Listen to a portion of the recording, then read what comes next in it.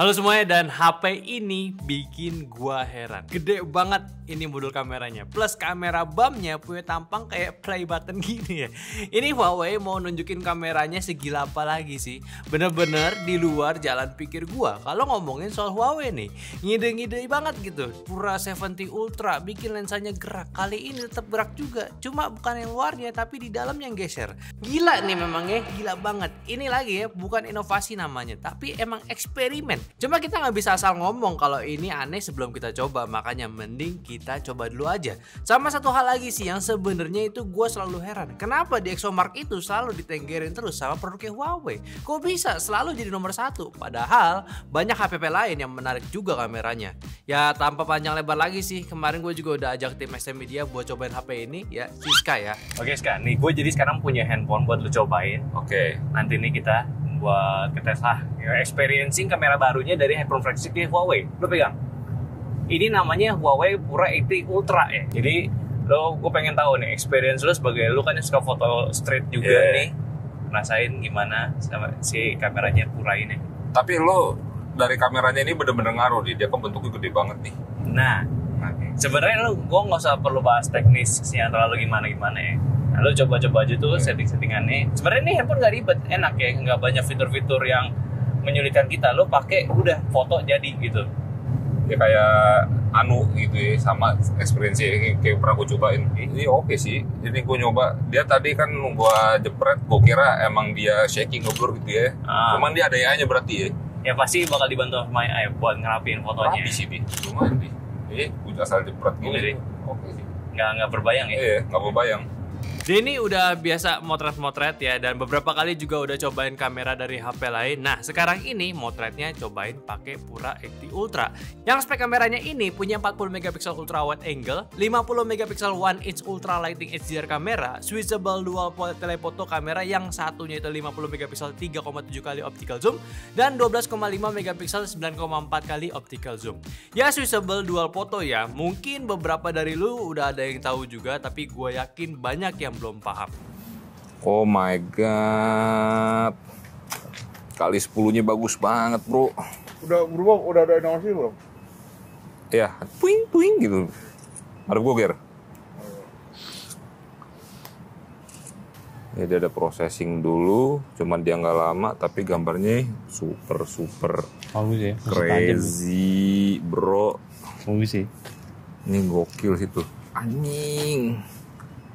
Ya kalau di zoom sampai mati sih enggak anjir. Ih, anjing. Tadi masih processing ternyata ya. Bagus dia nih.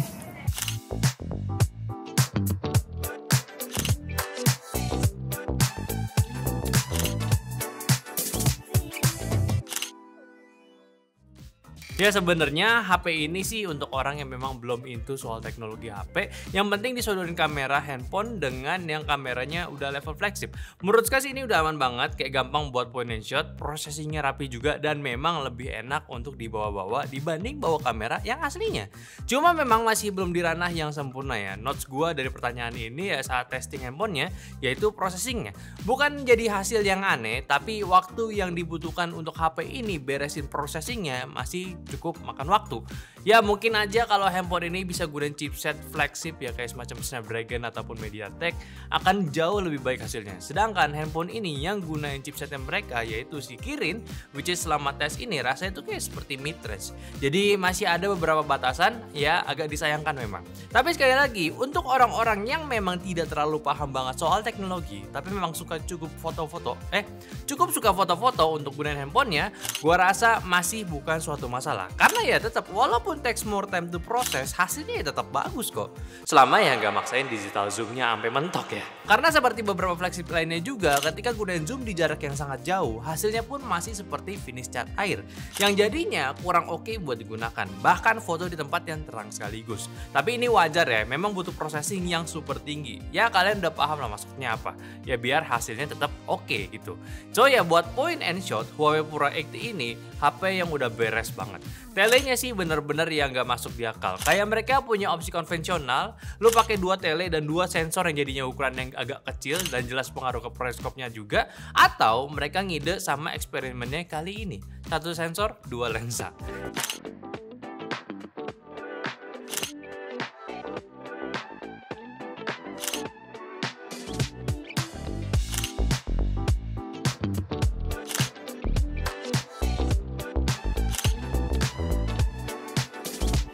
Ya jadi ini tipenya switching lens ya. Ketika lo gunain telefoto di 3,7 kali, dia akan gunain telefoto 50 megapikselnya. Sedangkan ketika lo zoom hingga 10 kali atau tepatnya di 9,4 kali zoom, sensornya itu akan geser ke lensa yang satunya dan gunain 12 megapiksel resolusi untuk ambil gambar yang tetap tajam. Memang cara ini jadinya ada semi-in sensor zoom, tapi karena ini didukung hardware lensa yang cocok untuk lo tetap dapat gambar yang detail, asli ini sangat ngebantu saat lo pengen jepret objek di jarak yang jauh, bahkan di keadaan malam sekaligus. Sama nggak cuma buat telefotonya nih, main kameranya juga menarik nih, one in sensor dengan physical aperture.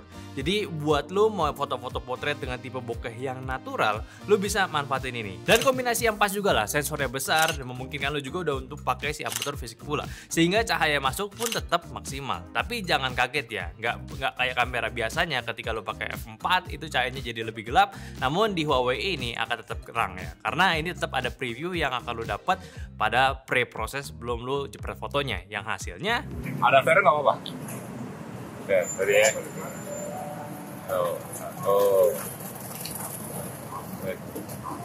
F2, nanti F28, nanti F4.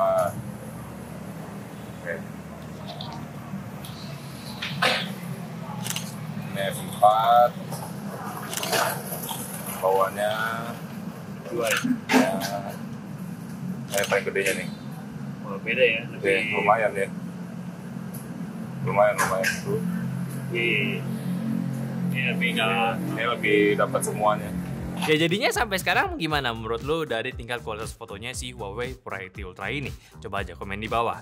Menurut gua dengan pandangan awam melihat HP Huawei kali ini ya punya kualitas foto yang udah cukup bagus. Ingat awam ya, gak usah terlalu teknis orangnya. Bahkan juga untuk lo cara navigasi jepretnya itu ya nggak susah, banyak menu, nggak bakal nemu lah banyak menu-menu yang rumit. Cukup to the point, kalian tinggal pakai aja foto standar, portrait, snapshot, bahkan video juga yaudah tinggal pakai aja. Plus efek warna yang nggak pusing buat lo tentuin tiap lu moto. Bagus sih tipenya kali ini. Gak cuma untuk di segi fotonya aja, bagian videonya juga gue mau bahas nih. Pertama, karena tipe telenya ini switchable, gue belum menemukan bagaimana cara untuk gunain tele 10 kalinya biar bisa gunakan saat merekam video. Jadi hanya satu lensa telenya aja. Harusnya sih mungkin bisa aja ya gitu digunain fiturnya. Atau gimana ya, gue sih masih belum paham banget. Tapi untuk videonya sendiri, handphone ini bisa rekam 4K 60 fps lancar, aman, tanpa guncangan, dan terlepas dari tele 10 kalinya tetap bisa switching lens antar lensa lainnya juga. Ya ini udah rasa-rasa fleksibel lah sebenarnya. Malah yang gua suka buat di kondisi low light ya pun juga masih preserve detail yang masih oke, walaupun ada di beberapa titik itu terasa noise-nya. Tapi yang bisa diambil simpulannya sih, ya udah nggak usah banyak khawatir sih kalau lu nggak terlalu gimana-gimana gitu. Simpelnya, kalau lu memang pengen coba foto-foto tanpa harus lu jadi expert dulu biar paham soal kamera ya, Huawei P80 Ultra sih udah cukup mudah buat dipakai. Sama gua harapin sih Huawei bisa ngedevelop chipset yang lebih advance ya, Kirin yang setara sama chipset lainnya yang memang kencang banget gitu. Bukan untuk bandingin performance-nya, tapi gue yakin teknologi yang bisa disisipin untuk handphone sebagus ini itu bakal jauh lebih advance. Better ISP proses contohnya ya. Tentunya juga ya paling jelas ya performance-nya ya bakal gain, dan juga efisiensinya pun ya bakal naik gitu. HP-nya juga udah menarik sebenarnya, dari layarnya yang udah gunain LTPO OLED 120Hz di resolusi 1,5K dengan lapis Kunlun Glass ya generasi kedua, udah jelas bisa manjain mata lu buat lu puas-puasin entertainment di handphone ini. Lalu juga chargingnya kencang pula, 100 watt charging, bahkan wirelessnya udah di 80 watt. Ya memang agak disayangkan kapasitas baterainya nggak kayak yang Cina punya, yaitu di 5700 mAh, tapi ini 5000 mAh masih cukup lah buat sehari pakai. Bahkan untuk urusan yang tidak ada GMS di handphone ini pun karena gunain OS EMUI ya, bukan suatu masalah lagi sih. Udah beberapa tahun ini Huawei masih konsisten ngembangin sistemnya tanpa gunain GMS. Bahkan untuk aplikasi lokal pun ya juga udah dibantu untuk push bisa install di handphone ini. Bukan jadi major problem lagi sih. Pastiin aja downloadnya dari Huawei App Gallery atau Gbox kalau misalkan butuh aplikasi yang nggak ada di App Gallery. Gue juga kadang pakai tabletnya Huawei, lu bisa lihat aja saat gue live di Bego Teknologi. Ya sebenarnya ini handphone dan brand yang menarik sih. Dan balik lagi, apakah HP ini bisa jadi juara satu di DxOMark? Menurut gue sih ya nggak penting ya ranking-rankingan ya. Gue juga heran kenapa masih dipakai dan dipancing pakai DxOMark. Flagship sekarang udah menurut gue sih udah bisa hajar kamera yang biasa gitu. Teknik processingnya udah oke, lensanya macam-macam ada. Kalau lo mau yang simple udah level HP flagship bagus lah ya, udah bagus lah menurut gue. Jadi ya mungkin itu sih singkatnya aja bahasan gue cobain HP ini. Tentunya juga dibantu sama Ska juga buat rasain dan kasih pengalaman dia dari si Huawei P80 Ultra ini. Jadi Ya, kalian bisa diskusin aja semuanya tentang HP ini di kolom komentar. Kalau mau beli, cek aja di deskripsi juga. Dan jangan lupa untuk follow semua sosial media kita, ada di Instagram, TikTok, Facebook, Discord. Yang semua linknya di deskripsi. Dan terakhir, jangan lupa cek channel unboxing kita di Kong Gadi Nyantai. Sampai jumpa di video selanjutnya. Bye-bye.